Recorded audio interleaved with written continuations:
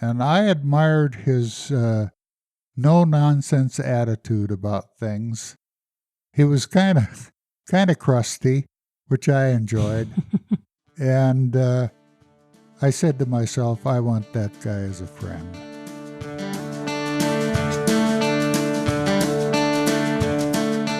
Hello and welcome to Notes from the Beeyard.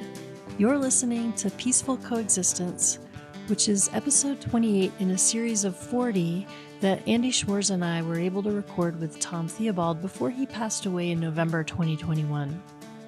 On the surface, this is about bees. On another level, it's about friendship. Go deeper again, and it's about mortality and the passage of time. And this episode is dear to me because we get to hear Tom speak from the heart about the value of an old friend. My name is Laura Tyler. I'm your producer and host. This is episode 28, Peaceful Coexistence, written by Tom Theobald in 1991 and read by Tom in 2021.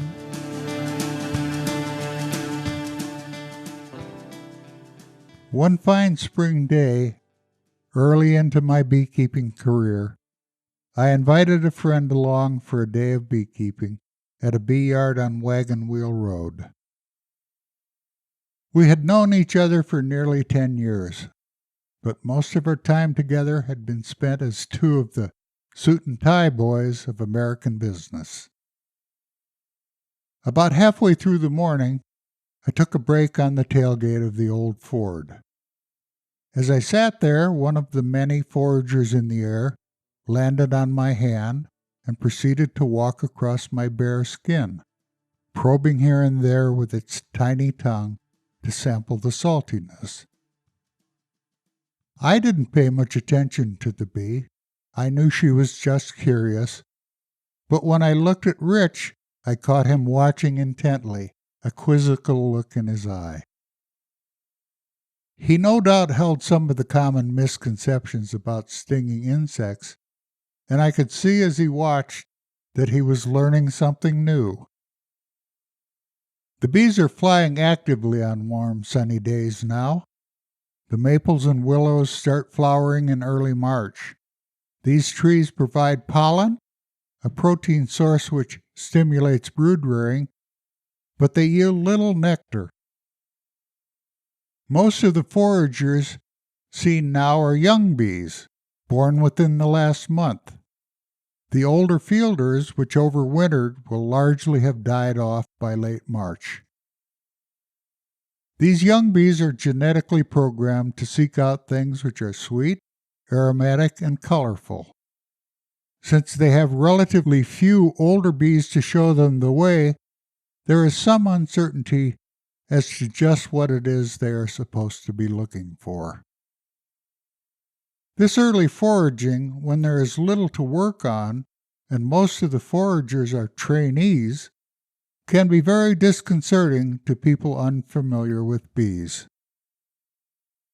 With little in bloom, the bees will investigate any aroma which catches their attention.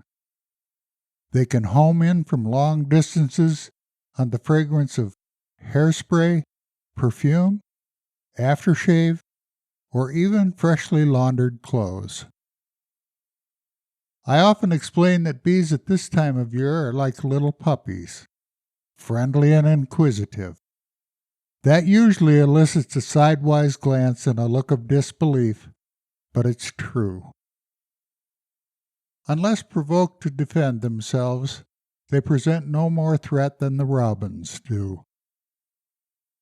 A common scenario goes something like this. One of these magnetic spring days draws you outside to bask lizard-like in the warm sun.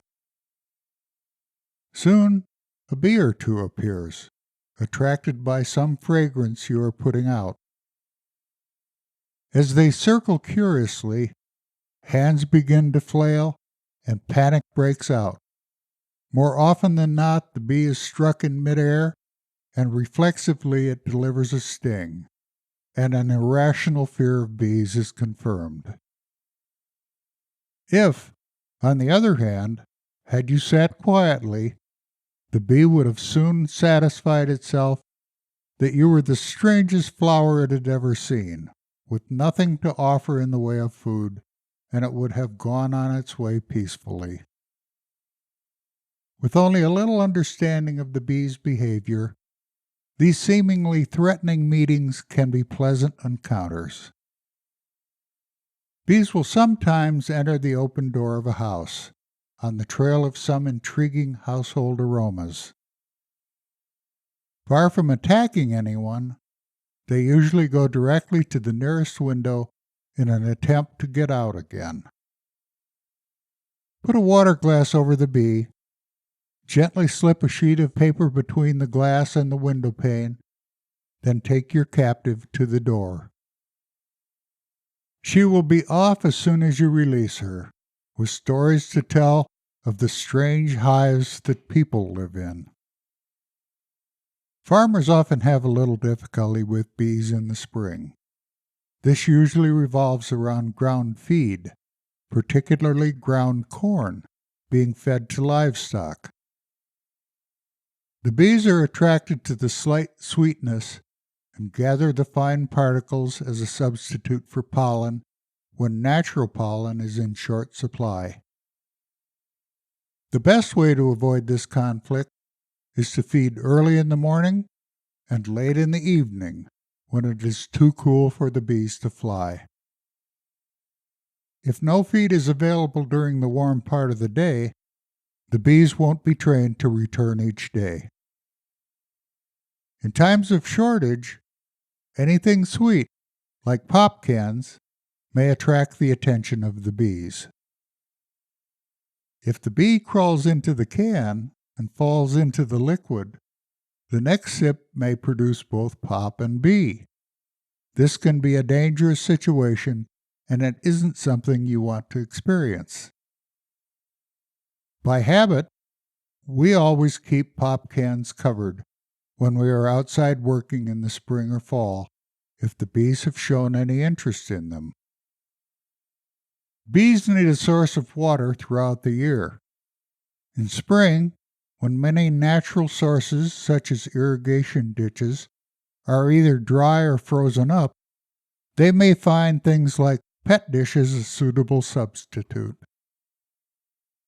A drop or two of mineral oil in the water will discourage the bees and not harm the pet.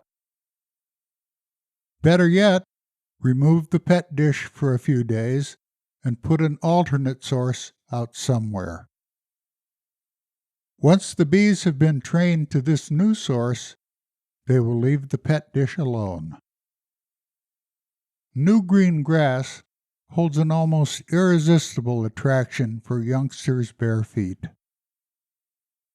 If the temperature is marginal for flight, bees landing in the grass will sometimes be chilled to the point where it is difficult for them to take off again. The collision between young feet and young bees often brings predictable results. This probing and investigating will diminish as the spring progresses. The early flowering trees will occupy some of the fielders. Blooming chokecherries and wild plum will divert even more. The end doesn't really come, though, until the dandelions bloom. This signifies the end of winter for bees and beekeepers alike. It is the first honey flow of consequence and usually comes about April 20th here along the Front Range. An interesting sidelight to this is that the bees find the color yellow very attractive in the early spring, almost as if they were anticipating the dandelions. The puzzle is that none of these spring bees has ever seen a dandelion.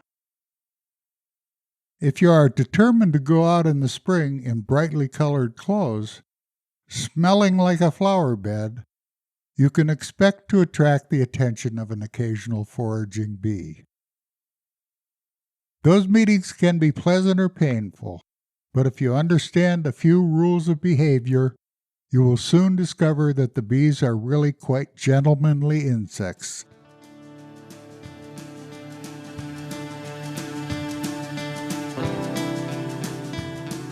What stands out for you about this piece that you just read? Well, it would be something that nobody would suspect.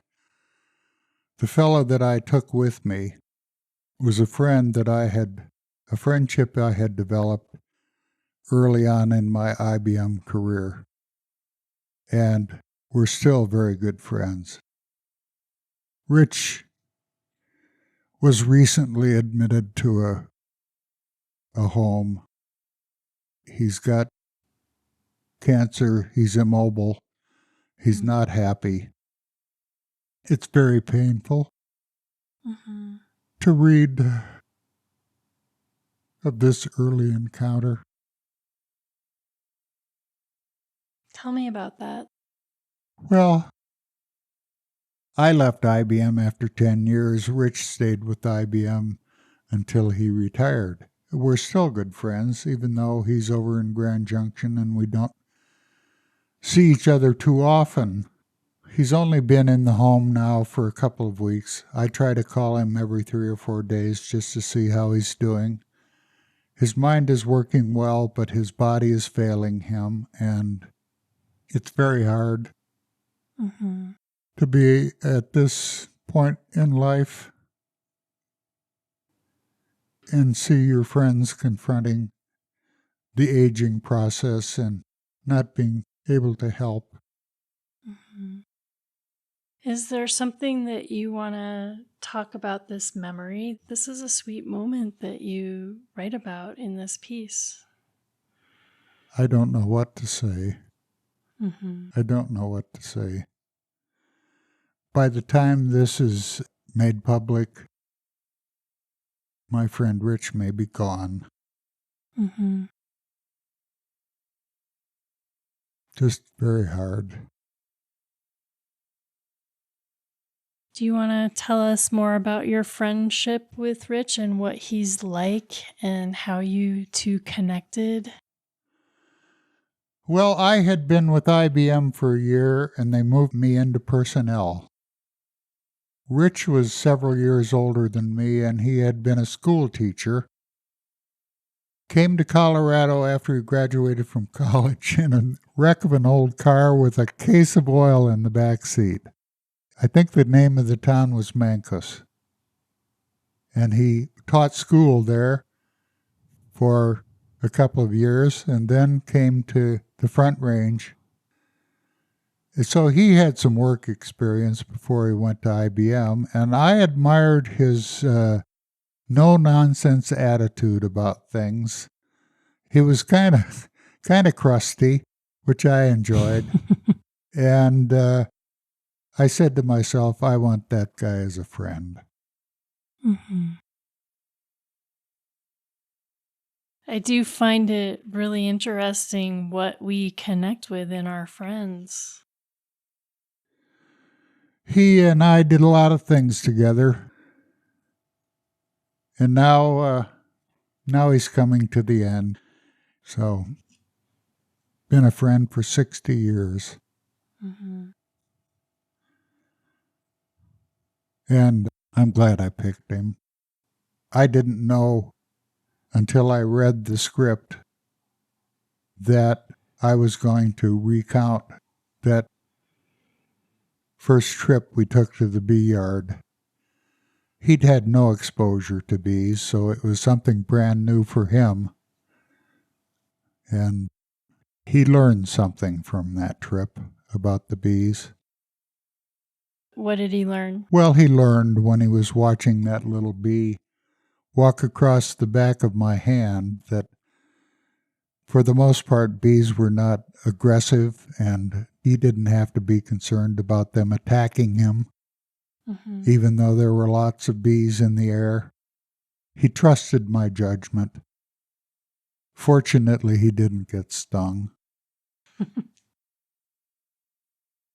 Something that, let me think about how to ask this. There is something that this piece reminds me of is how charming honeybees are. Yes.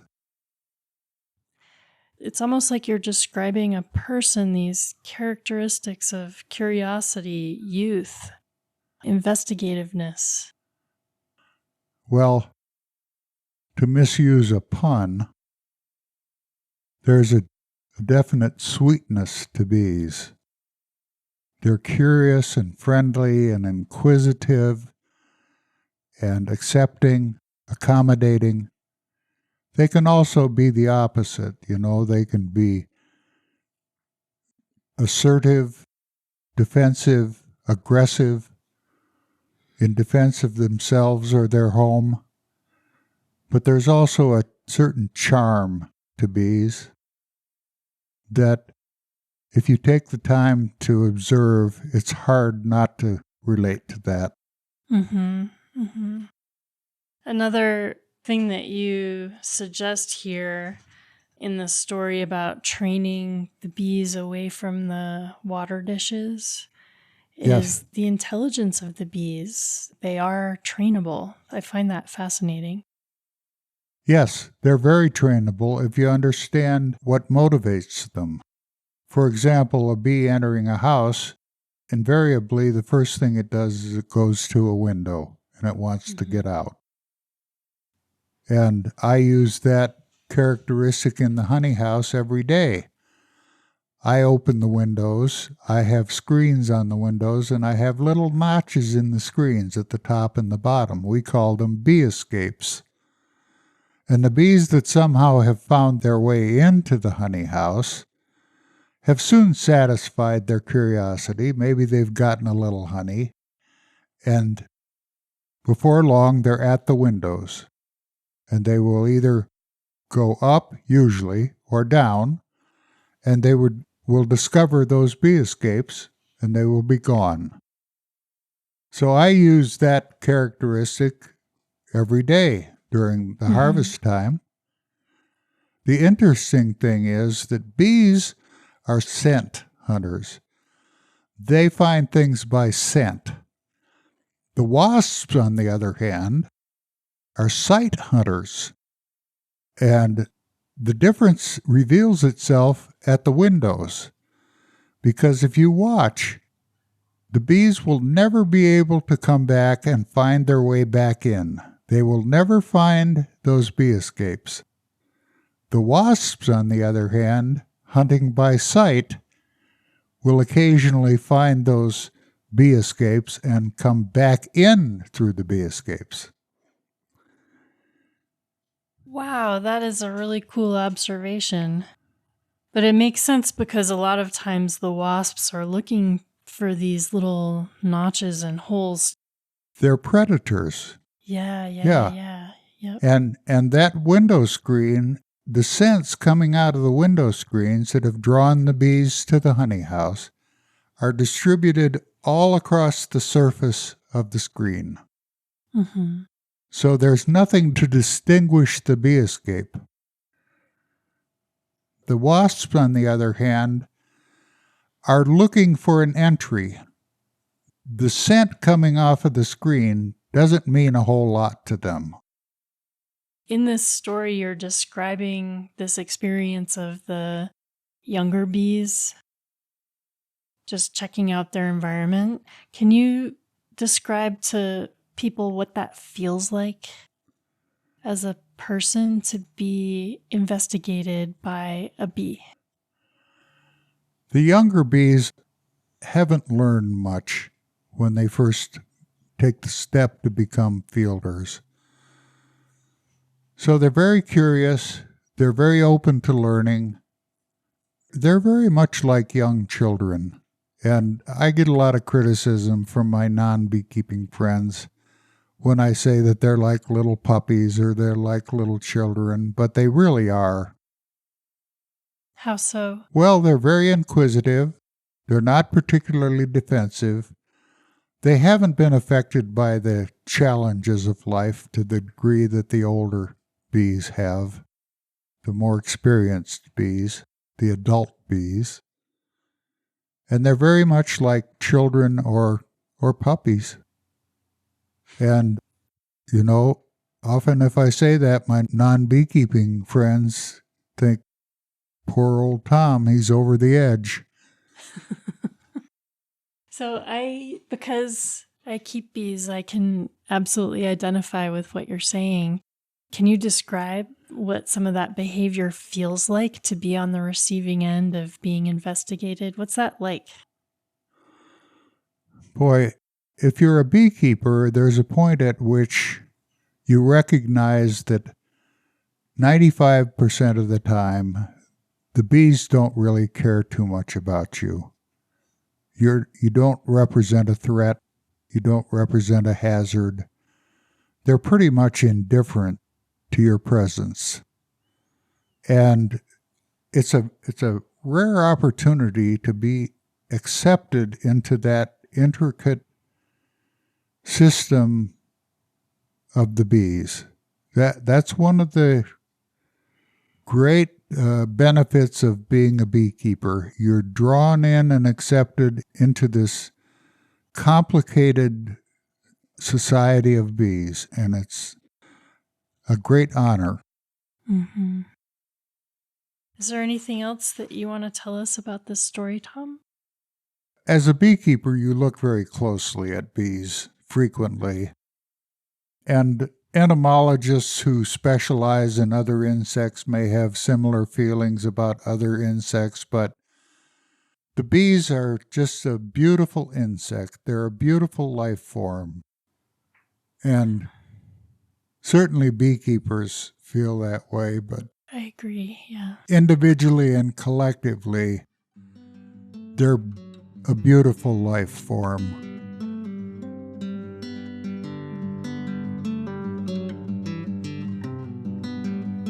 Thank you for listening to Notes from the Beeyard. We publish new episodes on Fridays at noon. Join us next week for episode 29, The Bluebirds Are Back. In the meantime, hop on over to notesfromthebeeyard.buzz and subscribe.